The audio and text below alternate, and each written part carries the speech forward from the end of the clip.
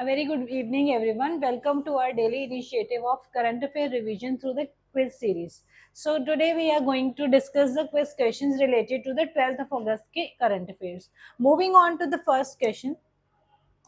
So, what is the theme of India's Independence Day? As we are celebrating the India's 80th year of freedom, so इस साल का जो हमारा freedom day का आज़ादी दिवस का जो थीम है दैट इज द युवा शक्ति. So Yuva Shakti that is youth power, empowering youth, building the Viksit Bharat for 2020 2047, right. So what is the theme? याद रखना, Yuva Shakti for the Viksit Bharat is the theme. Moving on to question number 2, which who launched the NSP DBT scholarship support initiative for the agricultural students? तो क्या है NSP? क्या है? National scholarship programme है. DBT मतलब direct benefit transfer. तो जो scholarship है डायरेक्टली आपके अकाउंट में ट्रांसफर होगी. तो एग्रीकल्चरल स्टूडेंट्स के लिए, क्या एग्रीकल्चर के स्टूडेंट्स के लिए ये जो नेशनल स्कॉलरशिप प्रोग्राम किसने लॉन्च करा? तो union education minister Shivraj Singh Chouhan ji ने इसको लॉन्च किया. So that is why this was in news. So let's read about this thing. So इस इनिशिएटिव में क्या होगा? So national scholarship portal use करके क्या है, they are going to provide the scholarship support for the agricultural student. तो agriculture के students के लिए है. And over 6,000 agriculture students have received the scholarship or the fellowship support under this initiative. And इस initiative का काम क्या है? To help and provide the financial support to the students which are pursuing their education in the field of agriculture. तो उस चीज के लिए this is the scholarship program. तो इसको याद रखना है.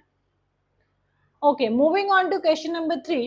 With the addition of 11 new international ports, the total number of e-visa entry points in India has increased to how many? तो बेसिकली क्या है, 11 नए पॉइंट्स ऐड करें, जिसमें से 2 क्या है, एयरपोर्ट्स है, एंड 9 आर लैंड पोर्ट्स.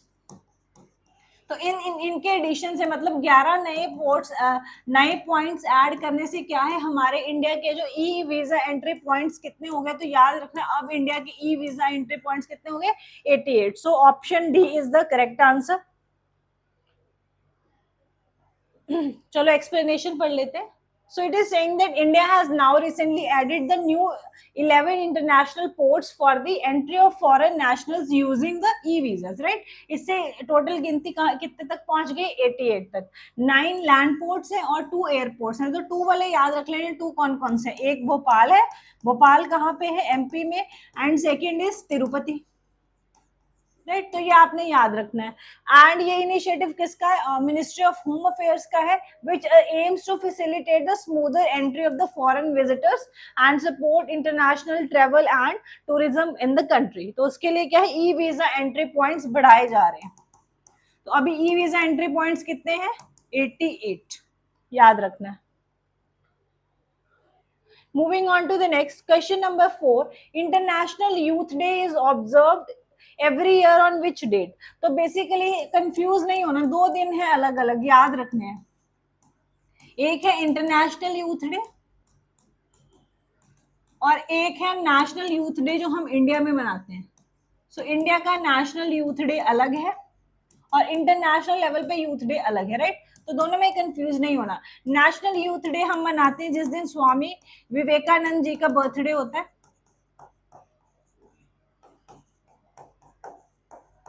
तो उनकी बर्थ एनिवर्सरी पे हम मनाते हैं, ये याद रखना है. और इंटरनेशनल यूथ डे कब मनाते हैं? 12th ऑफ अगस्त को. So option B is the correct answer. जो 12th ऑफ अगस्त क्या है, every year international youth day is celebrated on 12th of August, right. And इसको डिक्लेयर किसने किया था? This is declared by the UN general assembly.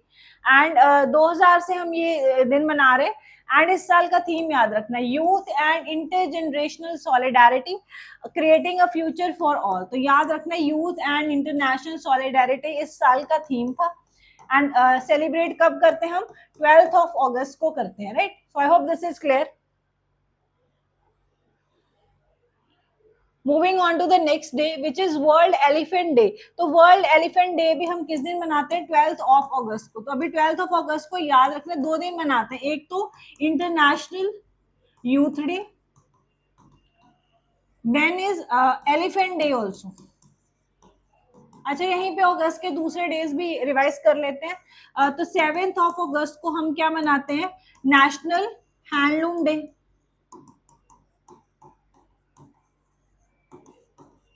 Then 6 अगस्त को क्या मनाते थे? Hiroshima day. और 9 अगस्त को क्या मनाते हैं? Nagasaki day. अच्छा, कमेंट सेक्शन में मुझे बताना, मैंने पुरानी क्लासेस में आपको बताया हुआ that what was the code name of the atomic bombs जो इन दोनों शहरों पे फेंके गए, उनके कोड नेम्स थे। जो हिरोशिमा और नागासाकी पे फेंके गए इन जो है बॉम्ब्स, इनके क्या कोड नेम थे मिशन के, तो वो आपने मुझे कमेंट सेक्शन में बताना है। सो ये भी याद रखना, इस साल का वर्ल्ड एलिफेंट डे कब मनाया जाता है? 12 अगस्त को, और इसी दिन हम मनाते हैं इंटरनेशनल यूथ डे। दोनों चीजें याद रखनी है। Moving on to the next, यहाँ पे सारे इंपॉर्टेंट हमने अभी रिवाइज भी किए। 6 अगस्त को हिरोशिमा डे, 7 अगस्त को handloom day, javelin throw day भी इसी दिन होता है। Then 8 August is also important, quit India movement day है, राइट। एंड ये क्विट इंडिया मूवमेंट इंडिया ने कब लॉन्च करी थी? In the year 1942। और ये वही मूवमेंट है जिसमें गांधी जी ने नारा दिया था, स्लोगन दिया था, डू और डाई का। तो कभी कभी पूछते हैं कौन से मूवमेंट ने में गांधी जी का जो स्लोगन था डू और डाई का, वो किस मूवमेंट में आया था? तो quick India, sorry, quit India movement में आया था, डू और डाई 1942 में, राइट। सो 9 अगस्त को international day of world indigenous people भी है, और नागासाकी डे भी अभी हमने डिस्कस किया। और 12 अगस्त को भी क्या है? 2 दिन, एक तो यूथ डे और एक क्या है? World elephant day. तो यहाँ पे आपने सारे डेज को रिवाइज कर लेना है। Okay, moving on to the next question, which is an appointment. So, who has been recommended by Supreme Court Collegium as the next Chief Justice of Calcutta High Court? तो Calcutta High Court के new Chief Justice कौन बनने जा रहे हैं? So, याद रखना है option D, justice Ravindra V Ghuge. He is being appointed, उनका नाम recommend हुआ है कॉलेजियम के द्वारा as the Chief Justice of Calcutta High Court. And other appointments भी लिखी हुई हैं। Justice Mahesh Chandra Tripathi has been recommended as a chief justice of Bombay high court. And आपने मुझे कमेंट सेक्शन में बताना है पंजाब और हरियाणा हाई कोर्ट के चीफ जस्टिस किनको रिकमेंड किया गया। कमेंट सेक्शन में आपने मुझे इसका आंसर भी बताना है। तो दोनों अपॉइंटमेंट्स याद रखनी है, इंपॉर्टेंट है। Okay, moving on to the question number 7. Which Gujarat village has produced 16 FID rated chess players under the initiative Teacher Sandeep Upadhyay? तो टीचर संदीप उपाध्याय प्रोग्राम के अंडर, इनिशिएटिव के अंडर क्या है? वर्ल्ड क्लास चेस प्लेयर्स जो है बनाए जा रहे हैं, प्रोड्यूस किए जा रहे हैं। तो वर्ल्ड क्लास जो ट्रेनिंग दी जा रही है बच्चों को, so that they can become world class chess player. तो कौन से विलेज में है ये? तो याद रखना है गुजरात का ये रतुनसा नामोवादा विलेज का नाम है। यहाँ पे it has produce 16 world rated chess players. तो ये आपने याद रखना है। Okay, moving on to question number 8. Operation Safed Sagar. This question is important. So, Operation Safed Sagar, which is in news recently, was launched during the Kargil war. Launched by which forces during the Kargil war? तो याद रखना है Kargil war जो 1999 में हुई, इसमें क्या है? By the Indian air force. तो इंडियन एयरफोर्स का मिशन था जो support the Indian army, and उस ऑपरेशन का नाम क्या था? सफेद सागर। तो याद रखना, this is the Indian initiative of Indian air force. So option C is correct answer. So Operation Safed Sagar was the Indian Air Force operation during the Kargil war, and the operation aimed at driving out the Pakistani intruders from the heights of Kargil sector. And this operation was conducted from 26th of May 1919 during the Kargil conflict. कौन-कौन से इसमें aircraft use किए गए थे ये भी थोड़ा सा याद रखना है। MiG-21, MiG-23BN and MiG-27, MiG-29 and Mirage 2000 aircraft were जो मेनली यूज किए गए थे। इनमें से भी सबसे इंपॉर्टेंट कौन सा था? Mirage 2000 aircraft played a crucial role in the precision strikes. तो ये आपने याद रखनी है। और ये तो इंडियन एयरफोर्स के का जो ऑपरेशन था उसका कोड नेम था सफेद सागर। और ऐसे ही आपने इंडियन आर्मी के कोड नेम भी याद रखने। तो इंडियन आर्मी का कोड नेम क्या था during the Kargil war? Operation Vijay. So both are important, दोनों याद रखने हैं। Okay, moving on to the question number 9. Which organization has invited to ISRO to participate in the moon-based program under the Artemis Accord? तो Artemis Accord basically क्या है? इसके under क्या है? इनवाइट किया गया है इंडिया को, किसके द्वारा? नासा के द्वारा, for the moon based programmes की उसमें पार्टिसिपेट करने के लिए नासा ने इसरो को इन्वाइट किया। तो ये आपने याद रखना है। So what are the Artemis Accords? Artemis Accords basically क्या है? एक they are program which aims to establish a sustainable human presence on the moon and prepare for the future missions to the Mars, right? So basically क्या है? अभी they are aiming for moon but future is up to Mars, right? So under the Artemis Accord जो कि 2020 में sign हुई है, which is led by NASA. So they are trying to promote responsible and peaceful space exploration. तो क्या है उसमें now more than 70 signatories have joined this accord and Mauritius has become the 70th nation. The latest edition is 70th nation, that is what Mauritius है. So India is also invited. तो ये भी आपने याद रखना है. Okay, moving on to question number 10. How many medals did India won on the opening day of the under 23 Commonwealth Fencing Championship हुआ है? उसमें इंडिया के कितने मेडल्स आए हैं? तो यहाँ पे देखते हैं हम सारी मेडल टैली देख सकते हैं. तो इंडिया के मेडल आए हैं. मेडल्स की अगर बात करें तो गोल्ड कितने आए हैं? 4 ही आए हैं सिल्वर और 9 आए हैं ब्रॉन्ज. तो टोटल कितने हो गए? 9 4 13 और 13 और 4 17. तो टोटल मेडल्स हैं 17, ऐसे याद रख लेना है. तो 4 गोल्ड 4 सिल्वर और बाकी कितने? सारे ब्रॉन्ज, राइट. और ये जो अंडर 20 कॉमनवेल्थ फेंसिंग चैंपियनशिप कहाँ पे हुई है? ये नाइजीरिया के लागोस में हुई है, ये भी याद रखना है. एंड इसमें 3 टाइप ऑफ फेंसिंग कैटेगरीज थी, सबर, फॉयल एंड एपी. सो ये इतना डिटेल में नहीं आएगा, बट ये जरूर याद रखना है. एक तो वेन्यू कि कहाँ पे हुई है और दूसरा इंडिया के कितने मेडल्स आए. तो 4 गोल्ड 4 सिल्वर और 9 ब्रॉन्ज, ऐसे करके याद कर लेना, right. So moving on to the next question, which is an appointment. So who has been appointed as the new secretary of Department of Higher Education? तो higher education अभी क्या education के फील्ड में काफी रिफॉर्म्स हो रही है. तो अभी नया जो है सेक्रेटरी आए हैं डिपार्टमेंट ऑफ हायर एजुकेशन में, तो उनका नाम क्या है? So the correct answer is option D, Deepti Gaur Mukherjee. She has been appointed as a secretary department of higher education under the Ministry of Education and she is a 1993 batch IAS officer है MP cadre के, right.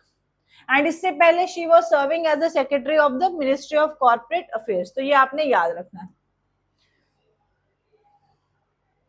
So moving on to question number 12, which portal was launched by the Ministry of Ports, Shipping and Waterways for continuous grievance redressal of the seafarer?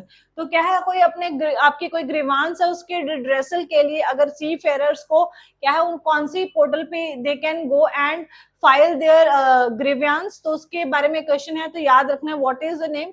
So the portal name is e नाविक.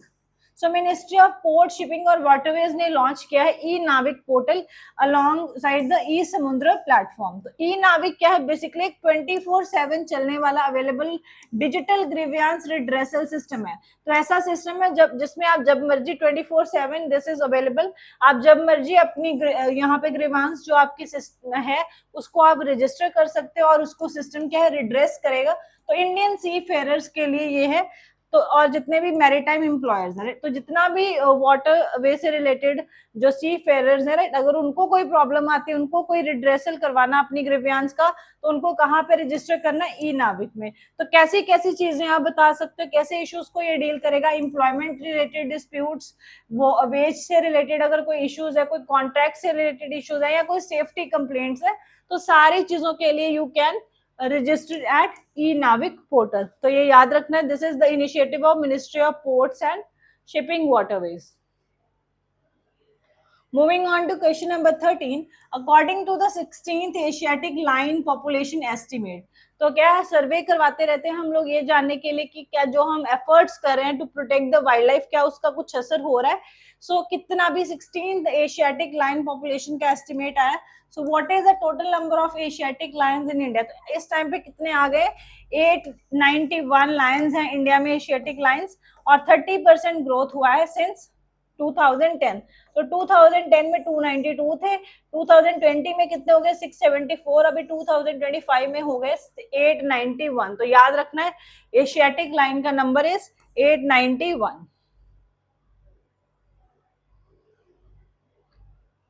And India में Asiatic lion कहाँ पे available है, तो याद रखना गुजरात में available है. गुजरात में भी कहाँ पे, वहां के गिर नेशनल पार्क में, right.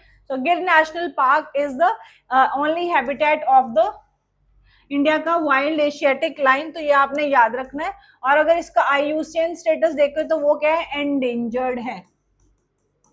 So IUCN status is endangered, तो ये भी आपने याद रखना है.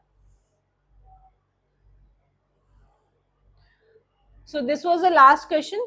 तो this is the overview of the class. यहाँ से आप सारे क्वेश्चंस रिवाइज कर सकते हैं. So I hope you enjoyed the session. We'll meet tomorrow at the same time with another session. Thank you so much, students. Have a great day.